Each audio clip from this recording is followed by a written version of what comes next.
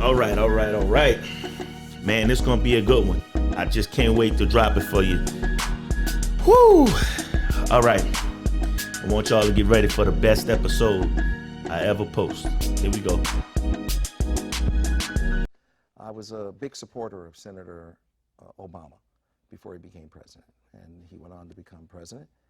And his administration asked me, they said, you know, these corporations are trying to get bigger.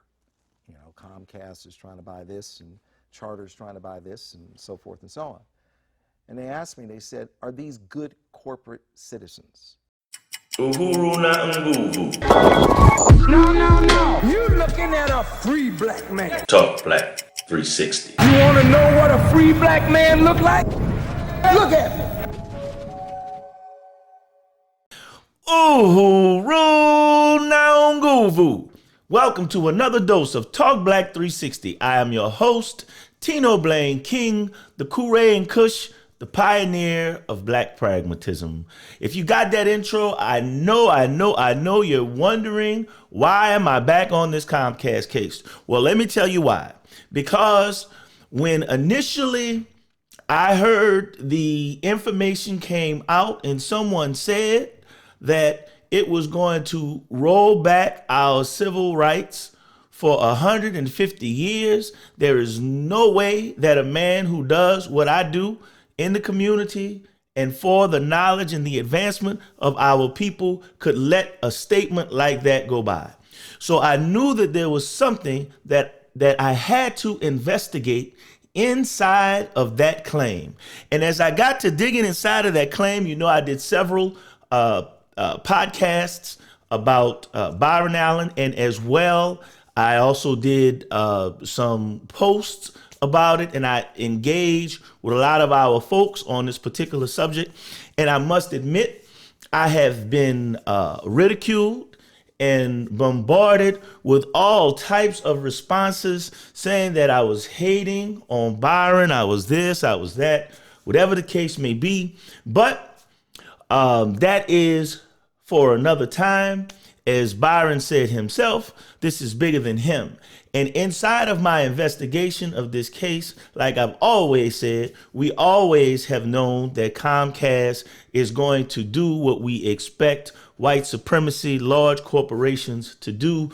But in digging into this case and into this situation, I have added a lot of substance to what I've been bringing to the people for over the past 15 years.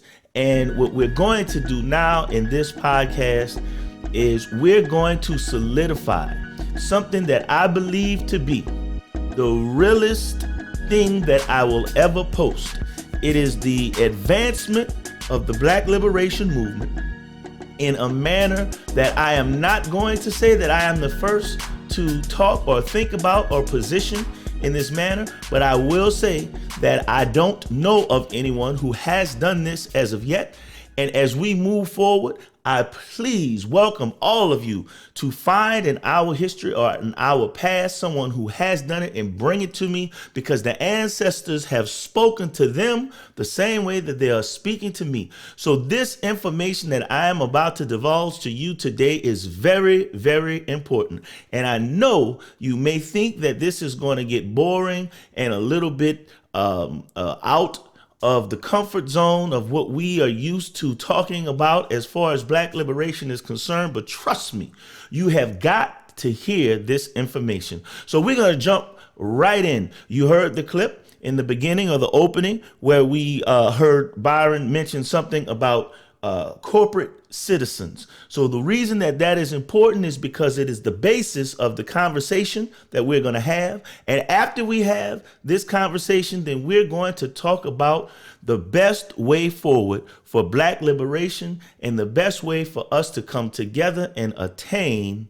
Black power. I think one of the other arguments is whether or not corporations are citizens People on the right or Republicans, conservatives, generally argue that these are factions of individuals. Corporation sounds like a very kind of, capitalistic and mean word, but what they boil it down to is these are human beings that have banded together and have self-interest, interest for that group, and they're trying to influence the outcome of an election. That's pluralism. All groups have the opportunity to do this. Nonprofit groups and sporting teams and the Boy Scouts and lobby groups and corporations.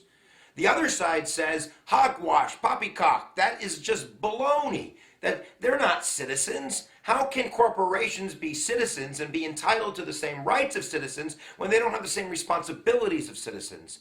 They can't get drafted. You can't draft a corporation. Be like, ATT, you're going to Vietnam, right? And they can't vote. So they're not real citizens. This is all baloney. Now, you have to decide where you stand. Okay, I wanted you to get that information. I'm not going to do much with it now, but I wanted to plant that seed. Take that seed of what you just heard, a corporation citizens. You've heard Byron Allen speak of corporate citizenship when he spoke to Obama. Take that seed, plant it in the back of your head, and let's keep moving. White America is no longer enough to compete globally. And white America has 99% of the wealth in America. So white America has the most to lose as we sink globally. And every day we're sinking, and white America is losing the most. Now, for white America to survive, white America now has to make sure every American is fully engaged, and every American has access to a real education, and every American has access to capital, and every American is bringing their A game. So we are competing globally to maintain our position and our wealth. I'm not sure they want to do that. But hold on. It's a matter of survival for white America. So this isn't a black problem. This isn't a white problem. This is an American problem. And as Martin Luther King taught us, we have to have one America. Did he just say it's a matter of survival for white America? And you've expressed that you have some great interests in black liberation, moving black people forward. But anyway, let me give you one more short clip and we're going to dig into that. But at the end of the day, I don't want over 100 million minorities in this country to wake up and go, what happened with my civil rights? What happened? Well, they went to the Supreme Court and nobody told you and they just rolled you back. So, this is important. So that was the information. You heard Byron say they're going to the Supreme Court and he don't want minorities, 100 million minorities. So, of course, he's not specifically speaking about black people. He's speaking about minorities in general. So he doesn't want the civil rights for minorities to be rolled back. That's not my concern. His interests and black interests are completely different.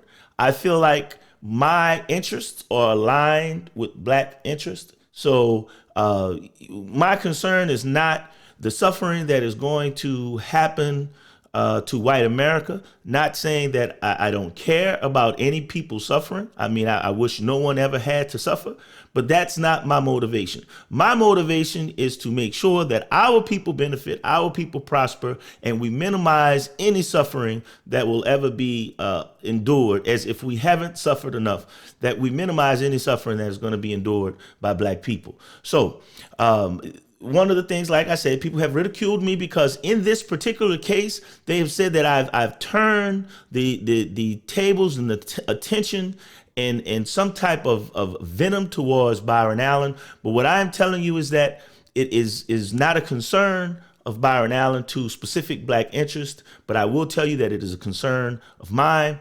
And you say, why have I not been more specific in going after Comcast? And I say to you that I know what Comcast's interests are. It's no different than the rest of white supremacy.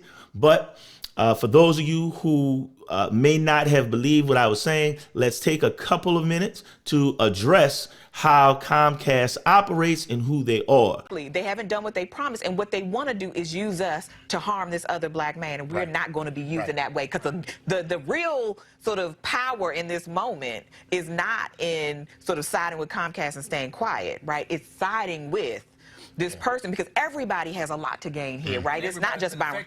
Absolutely, they've been affected by it. And I think, and people also don't. I mean, the reality is that look, this is a fight between Byron Allen and Comcast. But what it also is exposing are some of the underbelly of what happens in the industry. Absolutely. And that's what people don't understand, because your carriage and your subscription fees is what drives your revenue. And so what happens is, when you sign a cable, people don't realize, when you sign a cable deal, some of these cable deals are 5 years. Some of them are 7 years. So what happens is, you negotiate a deal with the Comcast or Charter, anyone. And let's say you say it's Comcast, and they say, okay, 10 million subs. Okay? Get a calculator out. You go, all right, so you're going to pay us 10 cents per sub. So that's 10 million subs. Again, if it's 10 million times that 10 cents, that means we making $1 million every month. That means we're getting, solely on subscription fees, 12 million a year. Mm-hmm. That means that if I sign a deal, it's a 5-year carriage deal, I can go to the bank and say, I'm getting 60 million over the next 5 years. Mm-hmm. Now, I need 200 million for programming to run my network. Mm-hmm. That's what the carriage fee battle is all about. Okay, so that's one piece of it. Very important, because in the process of the sister kind of aligning herself with the idea of getting behind Byron Allen, as look, all of us want to see a black man win in this system and against the system. So that's not the argument. We can agree on that. However, in this particular case, Roland nailed it. As he said, this is an issue between Byron Allen and Comcast. And then further, Roland went on to explain his more specific interest, the business side of dealing with these networks, which again, I'd love to see Brother Roland, as much as I disagree with him on things, I'd love to see him win as well. That's neither here nor there with us. But before I get to what is here or there, let's just take one more peek at how Comcast and white supremacy operates. They will put the black networks on the tier as with HBO and Showtime. So that means that black people, to get the black networks, had to pay the highest cable bills in order to see us. So even though we were in 55, 58 million homes, we were available in that many homes. But how many could afford us? All right, so I hope that you got that. It's a basic thing that's happening. There's no longer a need for, white folks putting on hoods, burning crosses, rolling through our neighborhoods on horses and doing all of the crazy things that they have been known for doing in the past. This white supremacist system functions very, very rationally, and it rationalizes our oppression. And as you can see, there's very minute things that white supremacy has to do today that doesn't seem to be oppressive. But when you look at it beyond face value, you'll see that the practices are very oppressive. And a lot of us contribute this to conspiracy theory, make it oversimplified. It is a complex oppression, and I think it is being laid out as we look at this case about Byron Allen and Comcast, and we're going to see some of what white supremacy has been able to do over the years that makes someone like myself and many others of you out there, I'm sure, curious about how are we going to be able to defeat such a powerful system. But let's take a look at one of the ways that we have overlooked how white supremacy has utilized the things that we have designed and fought to benefit ourselves in this system, how they have actually used it to benefit them and further oppress us. So let's take a look at it. After the 14th Amendment was added to the Constitution in 1868 to guarantee constitutional rights to freed slaves after the Civil War, it was corporations, not former slaves, that benefited the most and most frequently. In fact, in the 50 years after 1868, corporations turned to the Supreme Court seeking protection and personhood under that 14th Amendment, which had been passed to free the slaves right after the Civil War, 100 times more frequently than the actual people the amendment was supposed to protect. Okay, I hope this is not getting too complex. I want to keep it very, very simple. So as you can see, we tout Reconstruction amendments thinking that these were the things that began to give us freedom in this society, that began to give us the opportunity to become inclusive. And now what we're seeing is that these are the very things that allowed white supremacy to oppress us even further. So now let's take a look, if you will, at the next step. Earlier, I played a clip, and inside of that clip, there was something that we want to re-look at because it's an action item. So let's take a look at the clip we watched earlier, but I'm going to condense it down to a more specific part of that so that you can see something that is going to be pertinent to what we need to do to move forward. People on the right, or Republicans, conservatives, generally argue that these are factions of individuals. Corporation sounds like a very kind of, capitalistic and mean word, but what they boil it down to is these are human beings that have banded together and have self-interest, interest for that group, and they're trying to influence the outcome of an election. That's pluralism. All groups have the opportunity to do this. Nonprofit groups and sporting teams and the Boy Scouts and lobby groups and corporations. Okay, so white America has now taken the very most fundamental components of our struggle, and they have weaponized it against us. So what we have now is, when we saw after the Civil War how the North had won the war, but you saw the South still get what they want. You saw another 100 years of Jim Crow and other types of legislation that was designed to hold us back. And in that process of us being held back, while we're looking at one hand, the white supremacist system was operating something in the other hand. And this process was fighting for something called corporate personhood. And it is recognized in the money game, it is recognized in the political game, but us as natural citizens, or trying to be natural citizens, are getting lost in this battle because we're not quite understanding what the rules of the game are and how the rules are being implemented. So what I'm sharing with you right now is something that we definitely have to do more development of, and something that we've got to pay very close attention to. So let's take a look at, as we're going from that question of is Comcast a good corporate citizen, let's look closer at what this concept of corporate citizen means and where is it leading to. All persons born or naturalized in the United States and subject to the jurisdiction thereof are citizens of the United States and of the state wherein they reside. No state shall make or enforce any law which shall abridge the privileges or immunities of citizens of the United States, nor shall any state deprive any person of life, liberty, or property without due process of the law, nor deny to any person within its jurisdiction the equal protection of the laws. Sounds like it's talking about people, right? Starts out with born and naturalized. Corporations can't be either.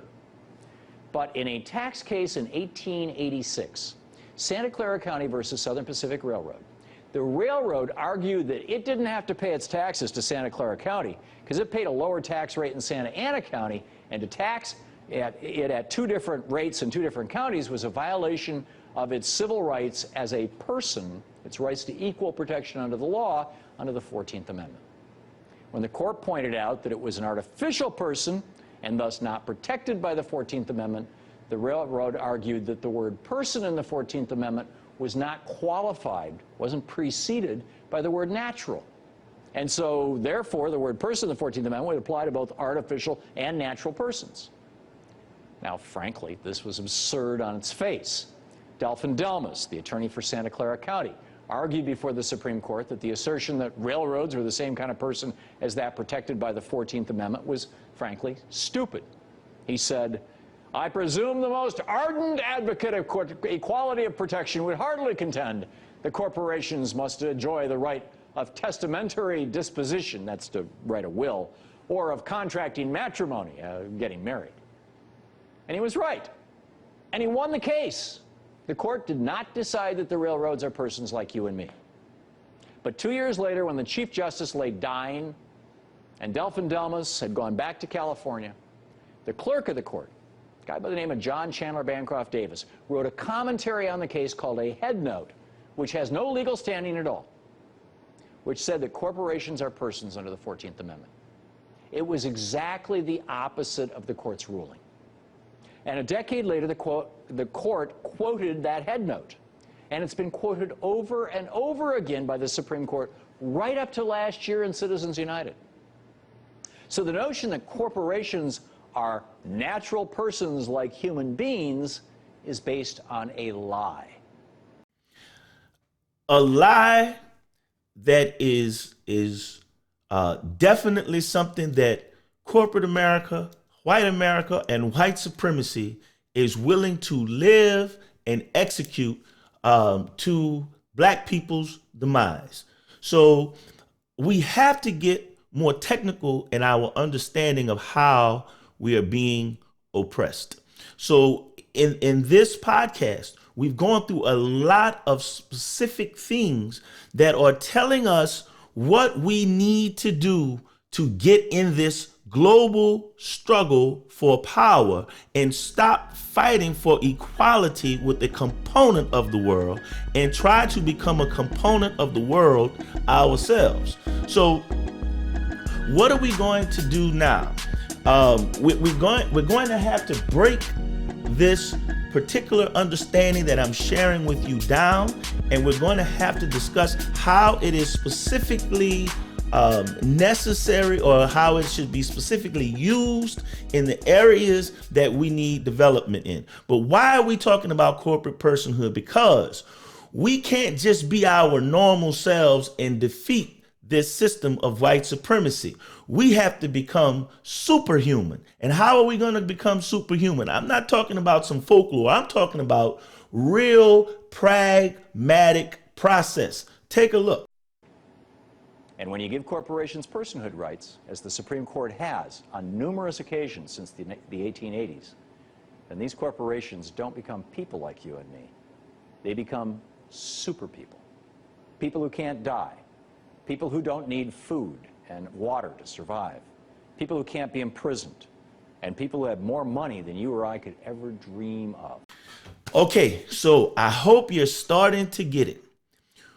We have a problem in our community trying to organize and unite. And it is very, very difficult for us to defeat an enemy that is organized and united against us. So what I'm sharing with you is a concept. I'm not trying to tell you what to think. I'm trying to adjust the way that you think, not what, but how. And in this particular podcast, I hope that you're getting this information, because this is something that every single black person in this country and on the globe is going to be able to participate in. This is the type of things, or this is the type of discussion that gets people killed. But this is absolutely the type of discussion that we need to have if we're serious about overcoming this system of oppression. And with that being said, I want you to understand, I know that there's a lot of you out there. I hope you're going to be commenting. I hope you're going to be talking about this in detail so that we can have the discussions that's needed. Fortunately, on the public stage, until we can have these discussions in private. But for right now, I hope that you're getting this and that you're going to have these conversations that are going to be necessary for us to advance. But I know that some of the problems that's going to come up is we're going to say, Tino, you don't understand how it is dealing with these Negroes, trying to get these Negroes together. One wants to do this, one wants to do that. When we're talking about black liberation, there's always all types of conflict and turmoil. No one wants to have organizational discipline. Everyone wants to be chief. No one wants to be Indians. No one wants to do the legwork. What I'm telling you is this is a process that overcomes all of that. It doesn't eliminate it. It overcomes it. It is a very pragmatic process. So inside of the video, when the gentleman was explaining, are corporations citizens? That is where we need to begin the process. Black liberation needs to be and has to be a business. I was looking for a better word than business, but look, black liberation has to be a business. It is more technical than that, but I am definitely going to do further development into this concept as we go along. It is in keeping with what I've been saying the whole time, what black liberation is when I put up the definition of black liberation.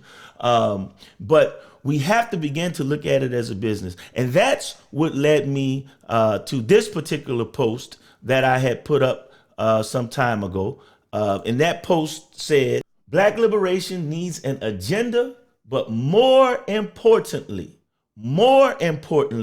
it needs a business plan. That business plan is going to be the living document that makes the black liberation movement a superhuman. I hope you understand what I'm saying. And I know some of you are missing what I'm saying about pluralism. So let me be specific. I'm going to show you a video about pluralism. And I want you to understand how we're going to use this process in order to overcome the differences with ADOS, with Pan-Africanism, with the Nation of Islam, with the existing Black Panthers, with the Congressional Black Caucus, with the NAACP, with all of the different organizations that has anything to do with the conversation that surrounds black people. This is how we're going to be able to bring these organizations together to have a more functional process. So take a look at this next video. Pluralism is a political philosophy that embraces social and political inclusiveness. In pluralistic societies, men and women from different religions, ethnicities, races, and political parties cooperate and share power. Though they have different, often conflicting, beliefs and interests, they coexist peacefully through democratic compromise. Under pluralism, members of these competing groups are treated as equal before the law. This doesn't mean that individuals can't make judgments that some beliefs and viewpoints are better than others. Rather, it means that permitting different approaches is best for society as a whole, for living together in harmony, and for the pursuit of truth and progress. I know some of y'all missed that. That's okay. That's okay. I want you to get into that comment section. I want you to start posting questions. I want you to tell me why this won't work, and I'll make sure to get back on it and try to explain it a little more clearly. This has to be a discussion. I can't tell you any more than I can tell you like this. Look, this is the truest thing I'm ever gonna post. Stay strong and stay black. Ashe? This has been another dose of Talk Black 360. No.